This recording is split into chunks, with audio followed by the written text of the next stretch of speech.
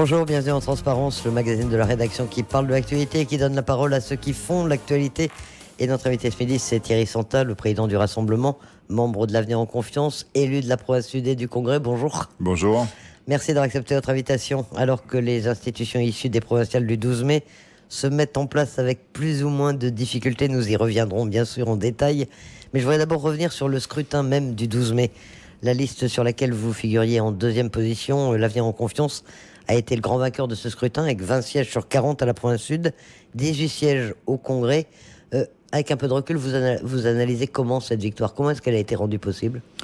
Je pense d'abord parce que les Calédoniens nous ont fait confiance au programme que nous leur avons proposé.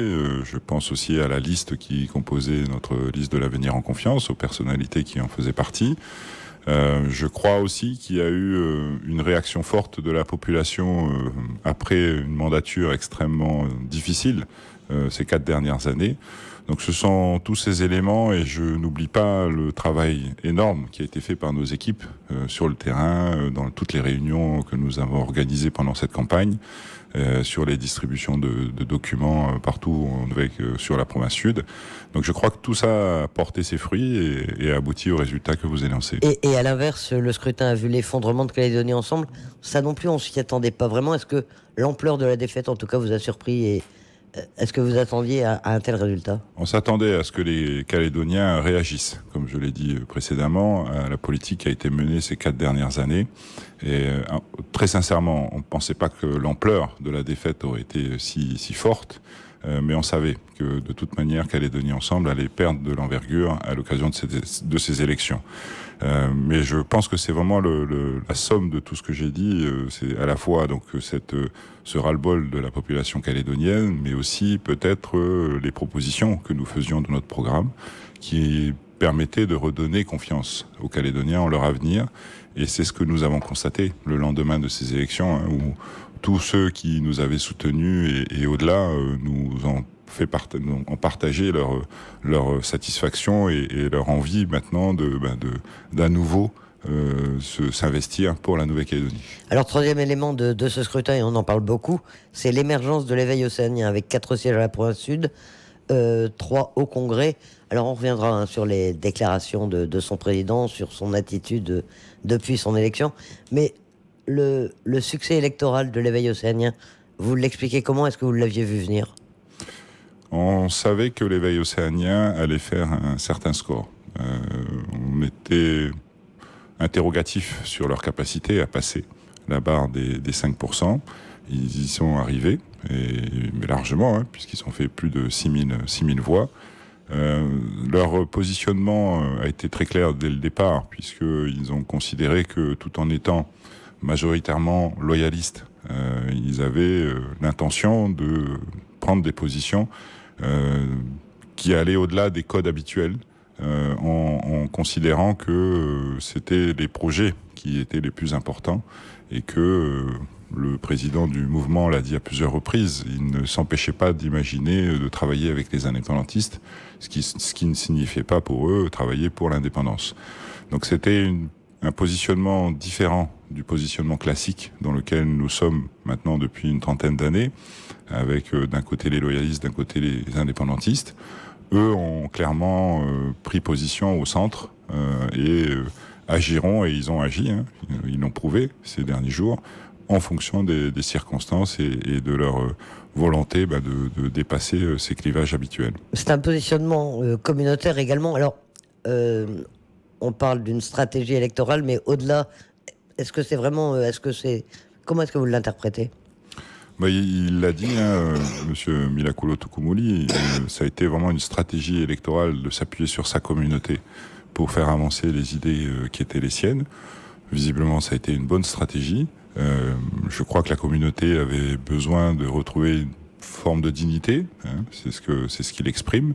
Et ce faisant, ce sentiment d'appartenance à la communauté wallisienne et futunienne a permis d'atteindre les objectifs qui s'étaient fixés. Alors sur la base de ce scrutin du 12 mai, donc les institutions se mettent en place progressivement. Pour les provinces, ça s'est fait assez rapidement. Sonia Back est élue à la présidence de la province sud, avec les voix de l'Avenir en Confiance et aussi de l'éveil océanien, et 3 vice-présidents qui appartiennent à l'Avenir en Confiance. ça a un peu interrogé. Vous aviez envisagé une ouverture ou c'était vraiment une volonté de garder la province avec 20 sièges sur 40 ? Alors, pour dire les choses sincèrement, dans les premières discussions que nous avions entamées à l'issue donc des élections du 12 mai, avait pour objectif d'essayer de créer des majorités loyalistes dans les principales institutions calédoniennes. En considérant de notre côté que la province sud, elle, ne faisait pas l'objet de ces discussions, puisque l'Avenir en Confiance avait une quasi-majorité absolue, et que, à ce titre, elle était destinée à prendre la gestion complète de cette institution. Mais par contre, sur le Congrès et le gouvernement, nous avions proposé un certain nombre d'organisations, de structures de ces institutions qui permettaient de partager les responsabilités entre les trois mouvements que nous considérions comme loyalistes, c'est-à-dire l'éveil océanien et Calédonie ensemble, pour faire en sorte que cette majorité puisse gouverner le Congrès et le gouvernement de la Nouvelle-Calédonie. Alors c'est là où les choses se compliquent un peu. Nicolas Mesdorf et Nina Julier, qui ont démissionné depuis de Calédonie ensemble, affirment qu'à l'époque déjà, Philippe Gomez voulait trouver une alliance alternative à la province sud. Vous confirmez, ça s'est passé comme ça, vous en aviez l'information ? C'est effectivement les informations que nous avions. C'est la caricature du mode de fonctionnement de M. Gomez qui était prêt à voler la victoire des Calédoniens pour garder le pouvoir finalement, en faisant en sorte, si c'était possible, avec l'accord donc de l'éveil océanien et du FLNKS, de prendre la présidence de la province sud et ensuite derrière, bien sûr, le Congrès et le gouvernement. Et heureusement qu'il avait face à lui des personnes responsables pour lesquelles il était hors de question de bafouer l'expression démocratique des Calédoniens. C'est qui aussi bien le FLNKS que l'éveil océanien qui sont opposés à ce que je sais, moi, c'est que l'éveil océanien s'y est opposé fermement, et le FLNKS, par contre, a un peu hésité, semble-t-il, mais finalement a également refusé la proposition. Donc ça, c'est plutôt une bonne chose. Ça prouve que ce sont des personnes qui ont ces responsabilités politiques et qui ont conscience quand même il est impossible de revenir sur une élection et sur le résultat d'une élection et de remettre en cause le choix de la population calédonienne. Ça, c'est une bonne chose pour la suite, parce que ça prouve, malgré tout, qu'ils ont l'intérêt général au fond d'eux et qu'à partir de là, on peut envisager des comportements responsables pour la suite. Mais alors vous dites que votre idée, c'était de partager les responsabilités entre les partis loyalistes. À l'inverse, Calédonie Ensemble vous dit c'est aux vainqueurs de prendre leurs responsabilités, ils auraient dû prévoir ce partage de pouvoir, ça n'a pas été fait, c'est pour ça que rien ne marche plus. Vous étiez parlé, vous n'étiez pas parlé, comment ça s'est fait? Pourquoi est-ce qu'on arrive à ce blocage finalement? Assez vite, avant l'élection du président du Congrès. Parce qu'ils ont été frustrés de ce qui s'est passé au Congrès, puisque dans les discussions qui ont suivi l'élection de la province, où on a constaté quand même une certaine frustration de nos partenaires sur le fait que la province ait été entièrement dédiée à l'avenir en confiance. Et à ce moment-là, on a fait d'autres propositions un peu plus ouvertes pour, malgré tout, essayer de trouver cette majorité loyaliste. Et notamment Calédonie Ensemble et la présidence du Congrès. Il était prévu effectivement que Calédonie Ensemble prenne la présidence du Congrès, ce que nous avons fait. Nous avons voté pour la candidate de Calédonie Ensemble au Congrès de la Nouvelle-Calédonie. Mais c'était sans compter sur la position finale de l'éveil océanien, qui, dans sa logique, a décidé donc de ne pas accompagner la démarche qui était celle-là. Et vous ne vous attendiez pas à un tel scénario, après les discussions que vous aviez pu avoir depuis le 12 mai ? Objectivement, je m'attendais à ce qu'il se passe quelque chose, puisque, je vous le disais, on n'avait pas réussi à trouver un accord final la veille de l'élection donc du Congrès de la Nouvelle-Calédonie. Donc je m'attendais à ce que l'éveil océanien fasse quelque chose au Congrès. Très sincèrement, je ne m'attendais pas à ce que les choses se passent à ce point-là. C'est-à-dire que finalement, la totalité des représentations du Congrès sont aujourd'hui indépendantistes.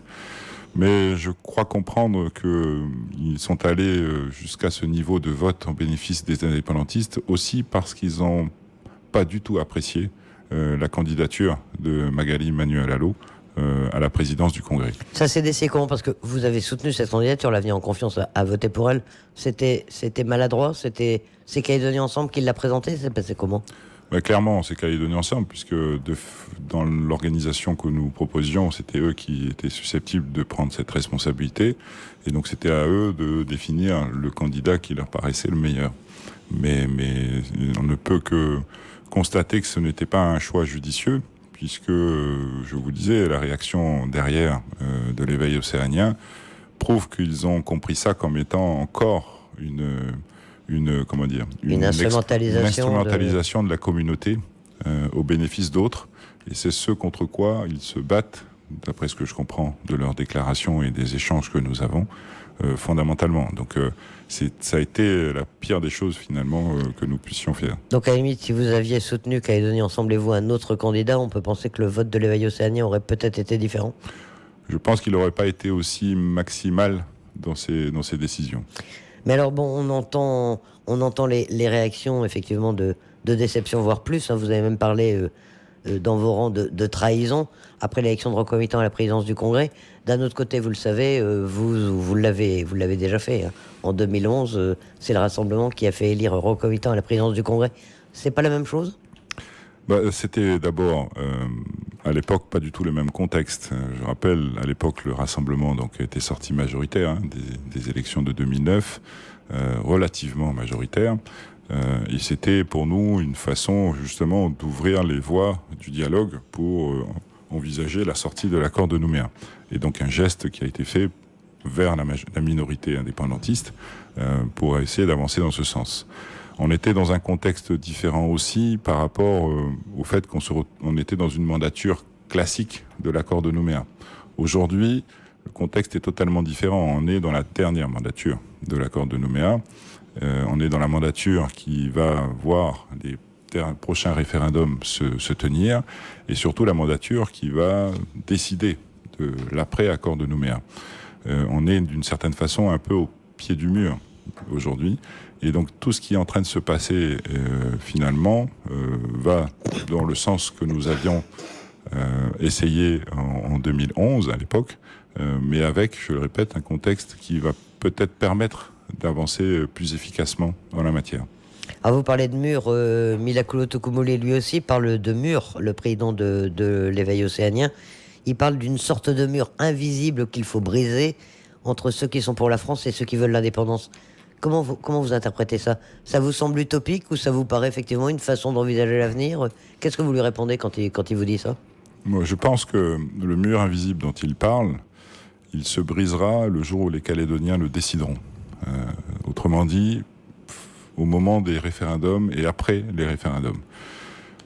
Moi, ce que je crois qu'il faut que nous fassions aujourd'hui, c'est que nous soyons capables de contourner ce mur. Parce que ce mur existe, qu'on le veuille ou pas. Ici, en Nouvelle-Calédonie, nous sommes dans ce contexte, loyalistes d'un côté et indépendantistes de l'autre. Il y aura toujours des indépendantistes et il y aura toujours des Calédoniens attachés à une Calédonie française. Donc, on ne peut pas ne pas constater cet état de fait. Par contre, ce que nous pouvons faire, et ce que je crois que nous devons faire, c'est contourner cette réalité et montrer à la population calédonienne d'abord, mais aussi aux représentants de l'État, voire au niveau international à l'ONU, que nous sommes capables de discuter malgré ce contexte binaire dans lequel nous vivons en Nouvelle-Calédonie. Et c'est ce que nous nous efforçons de faire à l'Avenir en Confiance, avec donc la proposition que nous avons faite de nous retrouver autour d'une table pour discuter d'un mode de gouvernance différent pour le gouvernement de la Nouvelle-Calédonie. Ça passe par cette étape-là, cette capacité qui sera la nôtre de dialoguer, quoi qu'il arrive, à l'issue de l'accord de Nouméa. Vous parlez d'un mode de gouvernance partagé, ça veut dire quoi? Alors, je pense que l'idéal serait que nous puissions arriver à définir un programme de gouvernance partagée dans un premier temps, ce qui signifie pour moi de mettre en commun nos projets respectifs provinciaux que nous avons présentés à la population calédonienne, dans lesquels je suis convaincu qu'on peut trouver beaucoup de similitudes, d'une part, et d'autre part, réfléchir à un retour, d'une certaine façon, à l'esprit initial du gouvernement collégial qui est celui de la Nouvelle-Calédonie. Vous savez que c'est une spécificité en Nouvelle-Calédonie. Nous avons un gouvernement représentatif de l'Assemblée, ce qui n'est pas le cas quasiment dans le reste du monde où ce sont des gouvernements majoritaires, c'est-à-dire le groupe majoritaire à l'Assemblée qui ensuite gouverne et met en œuvre le programme pour lequel il a été élu. Ici en Nouvelle-Calédonie, les législateurs, nos anciens, ont fait en sorte qu'on se retrouve avec un gouvernement représentatif de toutes les sensibilités de l'Assemblée, du Congrès de la Nouvelle-Calédonie. Et l'idée au départ, c'était bien de partager le pouvoir et surtout partager la responsabilité des choix pour les Calédoniens. Et je crois que ce gouvernement futur doit revenir à cet esprit initial. Parce qu'on a l'impression que ça marchait plus, que ces derniers temps on était revenu à un mode de fonctionnement plutôt majoritaire. Le moins qu'on puisse dire, c'est que la dernière mandature a été caricaturale en la matière. Je veux dire, il y a eu une méthode de gouvernance totalement dictatoriale. Vous savez, je vais vous donner un exemple très simple. Dans la logique celle que je viens d'évoquer, d'un retour à l'esprit initial du gouvernement collégial, pour moi, le président du gouvernement ne devrait avoir aucune responsabilité, aucun secteur de gestion. Ça doit être tous les membres du gouvernement qui doivent s'occuper des différents secteurs de gestion, et que le président, lui, doit être là uniquement pour s'assurer que cette collégialité dont je parle, que cette recherche du consensus, parce que c'est ça que ça veut dire, soit mise en œuvre en permanence au sein de ce gouvernement collégial. Alors je suis pas naïf, je dis pas que tous les textes vont être votés de manière consensuelle au gouvernement, il faut pas non plus être utopiste, mais je crois qu'il y a au minimum la nécessité qu'il soit discuté, partagé, qu'il y ait une concertation préalable avant qu'un texte puisse être présenté en séance du gouvernement et ensuite au bureau du Congrès de la Nouvelle-Calédonie. Un président qui serait à la fois animateur et arbitre en quelque sorte ? Qui serait essentiellement animateur des différents membres du gouvernement, arbitre d'une certaine façon, parce que pour mettre en œuvre ce que j'imagine, il faut parfois aussi être un peu directif. Et le principal moyen dont dispose le président du gouvernement, c'est celui de définir l'ordre du jour des séances du gouvernement. Et donc, si un président du gouvernement, tel que je l'imagine, joue le rôle que j'imagine, il a tout à fait la possibilité d'empêcher un texte d'arriver en séance du gouvernement tant que la concertation préalable n'a pas été suffisante à ses yeux. Ça, c'est le pouvoir essentiel dont bénéficie le président du gouvernement et qui peut permettre d'obliger, d'une certaine façon, tous les membres du gouvernement à jouer ce rôle d'animateur et de concertation préalable avant qu'un sujet soit voté. Ça veut dire sur tous les sujets rechercher au maximum le consensus, voire le compromis ? Exactement. C'est le but de l'opération, c'est le but de la méthode que je pense être nécessaire de mettre en place aujourd'hui au gouvernement de la Nouvelle-Calédonie. Mais on va vous dire que ça prend du temps. Ça peut prendre du temps, mais alors j'ai bien conscience de la situation dans laquelle nous nous trouvons, économique, sociale, les difficultés de nos comptes sociaux, les difficultés de nos comptes publics. Donc il y aura forcément des mesures qui vont être urgentes à prendre en la matière. Mais au-delà de ces mesures urgentes, il y en a d'autres qui ont été proposées dans nos programmes respectifs. Et s'il faut prendre un peu plus de temps pour atteindre cet objectif consensuel, si possible, ou au moins largement majoritaire dans d'autres cas, on prendra ce temps-là. Je crois que l'objectif, c'est pas la quantité de textes ou de lois de pays qui doivent sortir du gouvernement, c'est plutôt la qualité de ces textes. Et pour atteindre cette qualité, la meilleure des choses à faire, c'est de faire en sorte qu'ils soient le plus partagés possible au sein du gouvernement et au sein des sensibilités politiques de la Nouvelle-Calédonie. Vous parliez de contourner ce mur invisible entre indépendance et non-indépendance. Est-ce que vous pensez que on est capable, il est possible de faire des réformes de fond sur tous les grands sujets qui attendent la Nouvelle-Calédonie, que ce soit les comptes sociaux, l'enseignement, la santé, avant que le problème institutionnel ne soit réglé ? Il y a dans nos programmes respectifs beaucoup de choses qui se retrouvent. Il y a une première chose qui est partagée par tous, quasiment dans tous les programmes, qui est la nécessité de relancer l'économie calédonienne. On a tous conscience que la meilleure façon de traiter les inégalités sociales, qui sont aussi une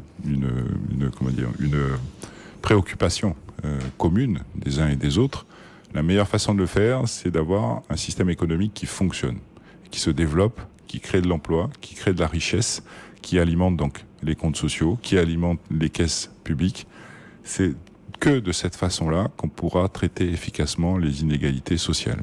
Et dans nos programmes respectifs, on a tous des propositions en la matière. Donc il suffit de se mettre autour de la table, de cibler celles qui nous paraissent les plus pertinentes et les plus rapides et les plus efficaces à mettre en œuvre. Je pense aussi à tout ce qui est simplification administrative, tout ce qui est révolution numérique. Ça aussi, je crois que c'est quelque chose qui peut être très largement partagé par tous les représentants du futur gouvernement de la Nouvelle-Calédonie. On sait tous que grâce à ça, on peut obtenir un certain nombre d'économies des dépenses publiques très importantes dont nous avons besoin aujourd'hui pour faire face donc aux déficits qu'on a énoncés sociaux et caisses publiques. Donc, je pense au logement à plusieurs reprises. La notion de logement a été évoquée par plusieurs personnes avec une logique plus océanienne des logements aidés à construire. Là aussi, c'est quelque chose qui est partagé. Nous, ça faisait partie de notre programme. Je pense à la culture où tous, sans exception, avons souhaité qu'il y ait une mise en avant de toutes les cultures calédoniennes. Il y a plein de choses comme ça. Je pense à l'éducation aussi, où on a l'objectif partagé, je suppose, de faire en sorte que toutes les cultures, encore une fois, toutes les communautés calédoniennes fassent l'objet d'apprentissage de la part de tous les Calédoniens. Je pense au traitement de la délinquance, et en particulier la délinquance des mineurs. J'ai entendu à plusieurs reprises Roch Wamitan demander une étude sociologique pour essayer de déterminer les causes profondes du mal-être d'une partie de notre jeunesse. Nous, dans notre programme, nous avons mis en avant le projet de M. Milkman, un professeur américain, qui a mis en place une méthode en Islande qui a porté des fruits extraordinaires et qu'on a rencontré à plusieurs reprises et qui s'appuie justement au départ sur une étude sociologique des jeunes pour pouvoir ensuite déterminer les meilleures réponses à apporter aux problèmes soulevés par les jeunes. Donc vous voyez, il y a plein de choses dans nos programmes qui sont importantes pour la vie quotidienne des Calédoniens et pour lesquelles je suis convaincu qu'on peut trouver un programme de gouvernance partagé que je souhaite mettre en place. Mais alors ce programme, il faudrait l'arrêter avant la mise en place du gouvernement, avant même la constitution du gouvernement. C'est ce sur quoi vous travaillez là ces derniers temps ou... C'est effectivement l'objectif que nous nous sommes fixés à l'avenir en confiance et que nous allons essayer de mettre en œuvre dans les jours qui viennent, puisqu'on parle de jours là. Les listes doivent être déposées vendredi prochain, à minuit au plus tard. Donc il nous reste une semaine pour aboutir et faire en sorte que les choses avancent dans le bon sens. Parce que vu de l'extérieur, on a l'impression un petit peu de politique politicienne, de tractation. Je te donne 2 sièges, j'en retiens 3. C'est pas comme ça que ça se passe, les discussions. Pas du tout. C'est pas du tout la manière de faire. Je crois qu'il faut d'abord qu'on se mette d'accord sur ces fondamentaux là que je viens d'évoquer, un programme de gouvernance partagée, un mode de gouvernance plus consensuel, plus collégial au sein du gouvernement de la Nouvelle-Calédonie. Et ensuite, on verra qui sont les personnes les plus adéquates dans les fonctions concernées. Parce que la dernière prise de position de l'avenir en confiance concernant le gouvernement, c'était le week-end dernier d'ailleurs, je crois, c'était la proposition de constituer une équipe A3. L'avenir en confiance, le FLNKS et l'éveil océanien. Alors d'abord, pourquoi ces 3-là ? Le FLNKS, est-ce que c'est une entité qui comprend l'UC et l'UNI et pourquoi pas Calédonie ensemble ? Enfin, comment est-ce que vous avez fait ? Sur quoi est basée cette proposition ? Alors c'est effectivement une proposition de mettre tout le monde autour de la table pour évoquer les sujets que je viens de développer. On n'apparaît pas Calédonie ensemble pour la simple et bonne raison, c'est que dès l'élection donc de Roch Wamitan au Congrès, il y a eu une réaction extrêmement violente de leur part où ils ont considéré que nous étions à l'origine de cette élection, alors que je rappelle, nous avons voté pour leur candidate. Et puis surtout, le constat que ils sont restés fondamentalement dans cette logique loyaliste indépendantiste absolue. Alors que vous avez compris que la proposition de l'avenir en confiance, qui a fait l'objet donc d'une vraie réflexion entre l'élection du président du Congrès et puis donc le communiqué que nous avons produit, on a essayé de prendre du recul et de prendre un peu de hauteur, a pour objectif d'essayer de travailler avec tout le monde. Donc, alors c'est paradoxal parce que toute leur campagne a été basée justement sur le partage et le dialogue avec les indépendantistes et qui vous reprochent l'inverse. On est toujours dans ce c'est tout le paradoxe de Calédonie Ensemble qui est capable de dire tout et son contraire le jour et le lendemain. Mais voilà, mais en tout état de cause, ne soyons pas trop virulents. S'ils reviennent à de meilleurs sentiments, bien entendu qu'ils seront les bienvenus autour de la table. Aujourd'hui, j'anticipe peut-être votre prochaine question pour me demander où on sent cette discussion. Aujourd'hui, on a procédé à un certain nombre d'échanges bilatéraux avec plusieurs de nos partenaires. L'objectif étant que dès le début de la semaine prochaine, on puisse se retrouver donc autour d'une table pour là rentrer dans le vif du sujet, mais la démarche actuelle est vraiment d'essayer de sentir d'abord de la part de nos partenaires s'ils sont prêts à avancer dans la logique que j'ai exposée ce matin. Ce sont des réunions, des discussions bilatérales, trilatérales, quadrilatérales, où vous en êtes où? Aujourd'hui, ce sont des discussions bilatérales, comme je viens de le dire, un peu à tous les niveaux. Je crois que tout le monde, chacun aujourd'hui discute à deux, chacun de son côté. Et l'objectif, c'est que, je répète, qu'on se retrouve à la fin autour de la table dès le début de la semaine prochaine pour vraiment essayer d'aller dans le dur du programme de gouvernance partagée que nous envisageons. Alors les prochains rendez-vous, c'est, vous le disiez, le dépôt des listes. Et là, donc, il faudra que tout soit fait, que tout soit déjà bouclé. Si possible. Maintenant, c'est pas une nécessité absolue, mais c'est en tout cas l'objectif que nous nous fixons. La fixation ensuite du nombre de membres de gouvernement, là, pareil, il y a un consensus. En général, c'est 11, ce sera le cas cette fois-ci encore. Sur ce point-là, donc le Congrès va délibérer le 5 juin prochain. Et d'ores et déjà, le projet de délibération donc, qui est présenté aux élus et qui a été concerté par les présidents de groupe fait mention de 11 membres du gouvernement. Donc il est fort probable qu'on reste effectivement sur ce format-là. Et après se pose le problème de la majorité au sein de ce gouvernement et de l'élection du président du gouvernement. Ça fera partie des négociations qui sont en cours. Si l'objectif que nous nous sommes fixés, je le disais, de réunir tout le monde autour de la table et de trouver un accord de gouvernance, j'espère que cet accord se formalisera ensuite au moment de l'élection. La logique voudrait en tout cas qu'il se formalise ensuite au moment de l'élection du président et du vice-président du gouvernement. Puisque donc après l'élection des membres du gouvernement, donc le 13 juin prochain, au Congrès de la Nouvelle-Calédonie, ces 11 membres devront se réunir le plus rapidement possible pour élire leur président et vice-président. Et ce n'est qu'à ce moment-là que le nouveau gouvernement sera installé. Et donc l'objectif, c'est que les choses se fassent vite, qu'on ne perde pas de temps. Je crois que les Calédoniens ont besoin maintenant de retrouver à nouveau la confiance qu'ils avaient commencé à retrouver au lendemain des élections provinciales et qui est un peu retombée, il faut le dire objectivement, après l'élection du Congrès. Tout le monde attend maintenant avec impatience que tout ça se mette en place, qu'on arrive à une stabilisation de nos institutions et que nous puissions travailler maintenant rapidement, d'abord sur les sujets les plus urgents, mais aussi pour la suite. Alors donc, les discussions sont en cours, vous vous tiendrez au courant, j'espère, de leur évolution. En attendant, il y a toujours cette hypothèque. Quelles seraient les conséquences si c'est un indépendantiste qui est élu à la présidence du gouvernement? Hypothèse qui est toujours possible, à vous entendre. Dans l'absolu, aujourd'hui, elle est toujours possible, bien entendu. Quelles conséquences ça aurait? C'est plus grave, moins grave que le président du Congrès? Vous auriez la même réaction?